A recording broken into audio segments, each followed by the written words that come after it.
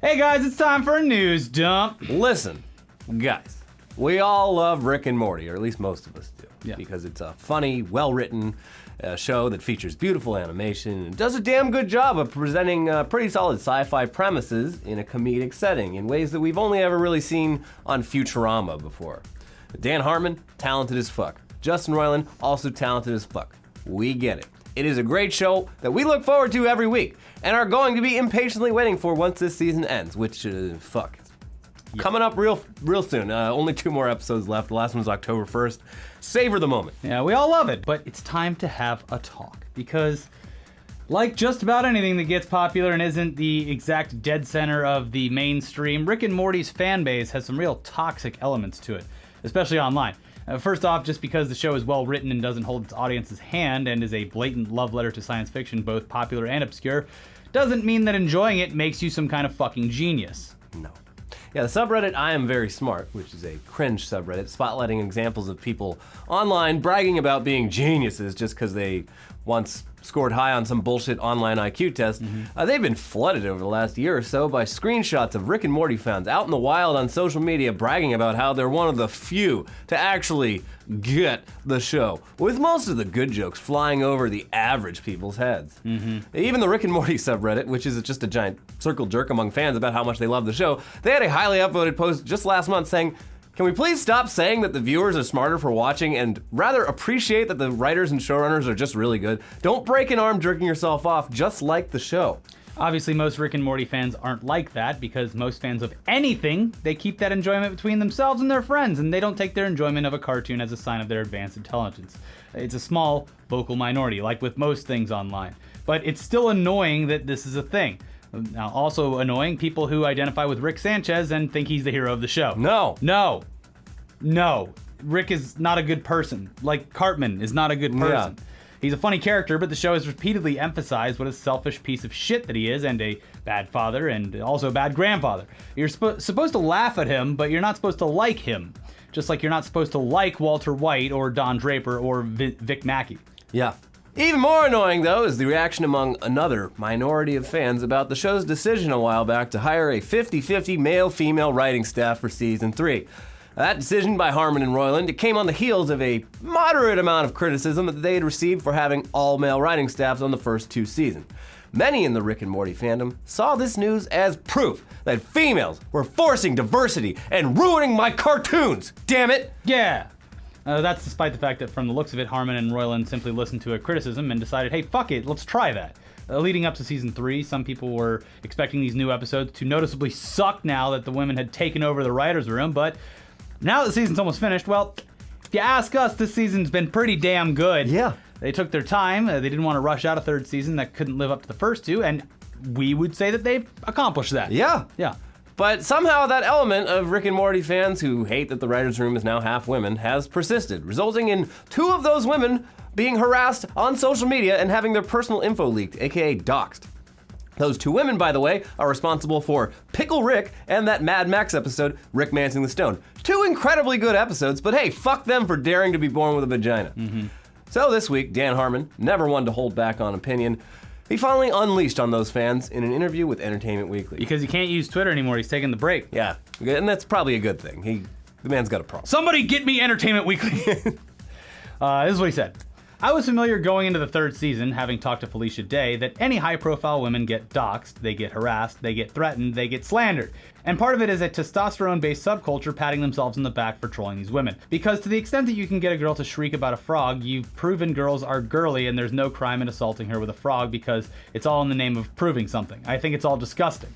He continued, "It's total ignorance of how writing a television show works. It's frustrating enough having run Community for several years to see threads like, oh, well, it makes sense that this episode was written by Andy Bobrow because when Hillary Winston wrote her episode, she tends to linger more on dialogue, and Andy's better at the I want to hold you moments. And I want to scream on my computer, you idiots, we all write the show together. If you can tell the difference between one writer and another on a show I'm running, I've probably gotten so lazy that it hasn't all been blended and refined in the usual process. The reason one person's name goes on an episode is that someone has to, and everyone deserves one of those times at bat where they have to do all the grunt work. They have to do all the outlining. Sometimes, if they're willing to, they can expand into the post-production process. There's a bunch of reasons why we don't accurately reflect how many writers contribute to each episode in the credits. Now, in other words, TV show episodes have writers, but TV shows, they have writers' rooms. One writer takes the lead on an episode and comes up with the plot, the structure, and so on, but there's a whole room of people that join in on that process and flesh it out. This is how TV has always worked. So pointing at specific details of an episode and calling that out as specifically female is really fucking dumb. Now, anyways, in conclusion, online fan bases suck, and your creators, they don't owe you jack shit. No. If you think you can do better, write your own fucking show. If not, go and watch something else that isn't going to make you irrationally angry. There's a lot of great TV out there. The fact that Rick and Morty is now on the same shelves as Invader Zim in Hot Topic doesn't mean you have to hate the show. You can still enjoy it, but yes, the fan base as a whole is gotten pretty Most annoying. fan bases are terrible. Yeah. But speaking of women, guys, get ready to get so triggered over the fact that the next movies for both the Terminator and the Halloween franchise have cast women in the lead roles. Oh my God. Linda Hamilton's going to be playing some Mary Sue named Sarah Connor, and Jamie Lee Curtis will be forcing diversity on us as Laurie Strode. God, I can't believe they keep making up these roles for people. Okay, let's turn off the sarcasm because, great news actually. Both these franchises are bringing back their original stars, and both of these franchises, which have been beaten nearly to death by bad movies, might actually be good next time. It's a weird feeling. Now, we've covered this before, but the next Terminator movie is going to be directed by Deadpool's Tim Miller and produced by James Cameron, and it's just going to ignore Terminator 3, Terminator Salvation, Terminator Genesis, and it's simply going to be a direct sequel to Terminator 2 Judgment Day, which is smart because those other movies, for the most part, were hot trash. Bad. Yeah. Similarly, the next Halloween, which is directed by David Gordon Green, who also co-wrote it with Danny McBride of all people, and it's produced by John Carpenter, it's going to ignore everything except the original Halloween and its direct sequel, Halloween 2. Halloween 3 through 8, gone. Rob Zombie's weird Halloween movies, gone. So this new, still untitled Halloween, it also now has an official release date, October 19, 2018. Fingers crossed for both Which is of those. great. It actually comes out right before Halloween. Yeah. Much unlike a lot of horror movies that... Halloween, coming to theaters this February. But in other news, HBO has now officially greenlit that Watchmen TV series from Damon Lindelof, or at least the pilot episode. Lindelof, of course, co-created both Lost and The Leftovers, and it sounds like Watchmen is one of several franchises that HBO hopes will fill the Game of Thrones size hole in many of their subscribers' hearts once that show ends around 2 years from now. As we've previously talked about how hard it would be to adapt Watchmen into anything live action, because as we all know, Zack Snyder tried to do exactly that with his 2009 movie. And sure, he did a pretty great job with the look and following the plot of the graphic novel, but even at a 3-hour running time, it just didn't really manage to bring the story to life as many fans had hoped. That's still a serious challenge here, especially since Watchmen is, on some level, it's a comic book about comic books. It's a sort of meta commentary that only works in one medium, but... At least with the series, they'll be able to stretch this whole thing out and really explore these characters and this world, because there's a lot there to look at. Can't wait to see what they do with that big dong. Big blue dong. Well, it's HBO. They can show it. Yeah. It sounds like in order to really get the most bang for HBO's buck, they'll want to stretch this out into 6 or 7 seasons, meaning it's likely the plot will have to diverge from the comic a bit. So, I mean, that's a bit worrisome, sure, but it also generally sounds like that this project is in good hands with Damon Lindelof, who previously stated, quote, "I hold the source material in such high regard, it would literally be the worst feeling in the world to screw it up." Just keep in mind, though, that this is the guy who also wrote Prometheus. I hold the Alien franchise in such high regard, I would hate to screw any of that up. On his deathbed. Man, I really fucked up a bunch of properties. Yeah. Anyways, moving on to trailers, because we have finally gotten a look at Wes Anderson's latest movie, and holy fucking shit, does it look fantastic. It's called Isle of Dogs, and like the Fantastic Mr. Fox, it is entirely stop-motion animation. Takes place sometime in the near future when the fictional Japanese city of Megasaki has become so overpopulated that all dogs are banished by the government under the pretense of dog flu to go live on a garbage dump known as Trash Island. One young Japanese boy, though, he sets out to find his lost dog Spots, and he enlists the help of some other dogs to do so. The voice cast here is pretty nuts. You got Bryan Cranston, Edward Norton, Bill Murray, Jeff Goldblum, Greta Gerwig, Frances McDormand, Courtney B. Vance, Harvey Keitel, Liev Schreiber, Scarlett Johansson, Tilda Swinton, Ken Watanabe, and several more. This comes out March 23rd. I am Looks great. so excited. Yes. Then, of course, there's Tomb Raider. which we finally got a trailer for, showing Alicia Vikander as Lara Croft, who finds a message from her dead father about a secret tomb that she needs to find before the bad guys do. At some point, I'm sure that she says, "I've got to raid that tomb." Mm-hmm. Yeah. What are we, some kind of tomb raider? Anyways, just to do this because it's the end of the world or something. She, of course, ends up encountering those bad guys, including the great Walton Goggins. Good for you, Walton. Yeah, and she goes and does a bunch of Lara Croft shit, like shooting bow and arrow, jumping and ducking and dodging obstacles, and narrowly avoiding death at every turn. It literally looks like a video game. Yes. Also, Nick Frost is in this, which is pretty cool. The cast is great. It could be good, could be crap. It's really hard just based off this trailer because, again, it looks like a trailer for the video game, which could be a good thing.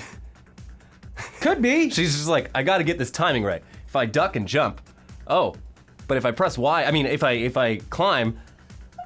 The best part is going to be the 30-minute middle of the movie where she's trying to solve one puzzle. Yeah. To get to the next zone. Jeez, like let me look at the book again. Yeah, the movie pauses and it pans over to like a YouTube link where they're looking at the walkthrough. Just tell me. I need the walkthrough. And it all ends with getting a giant spear through her face. Yeah, you died.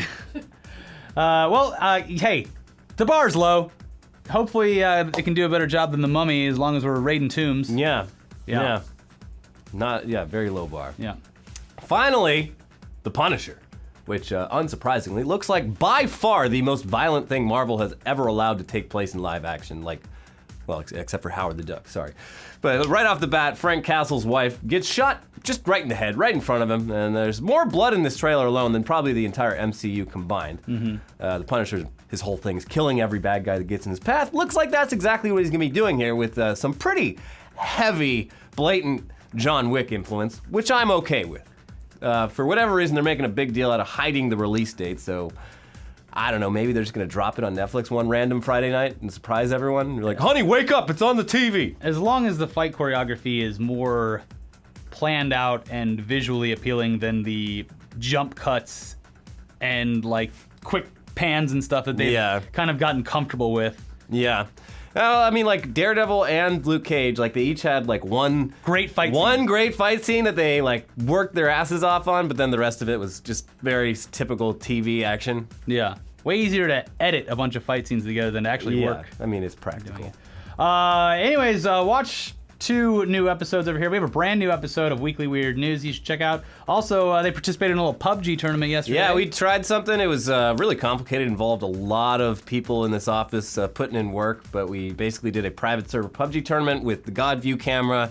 We got fans and a ton of people in the office involved. It was a ton of fun. So check that out if you like it. Maybe we'll do it again. And then Monday morning, get some questions ready because we're doing a dad cast. Dad cast. Yeah, with Steven Larson. So we'll see you then. Monday morning, 11:30 a.m. right here on this channel. Bye. Bye.